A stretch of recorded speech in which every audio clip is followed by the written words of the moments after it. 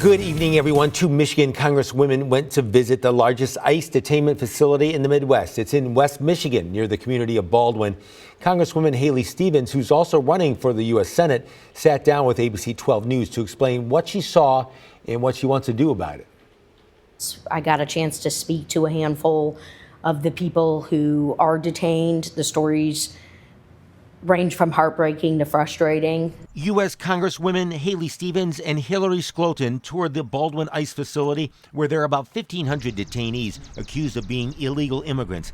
As far as a heartbreaking story from a detainee, there was a woman who was in her first couple of days of being taken from Southeast Michigan in Macomb County to Baldwin. She's pregnant. She also has an 18-month-old, and she was just crying. And the frustrating: he has no country to go back to.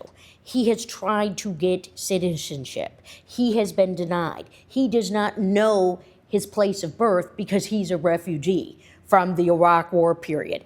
That person's story is similar to Nail Shama's, the Burton man who has been in the Baldwin facility for 197 days. His place of birth, Palestine, which no longer exists, and Israel has told the U.S. it will not allow him to live there. The 58-year-old Shama has been in the U.S. since he was 7, committed an assaultive crime in 1983 in Chicago, but has regularly checked in with immigration officials for decades before being detained by ICE officers in August. When this ICE enforcement effort began, the government said the worst of the worst would be targeted. What I saw today was not the worst of the worst. In fact, I had to ask about the safety and security. She was surprised by what guards told her. Do you all have weapons on you? Do you carry firearms? No. Do you carry tasers? No. So if this is the worst of the worst, then why don't we need armed guards? They said no one in this facility has arms.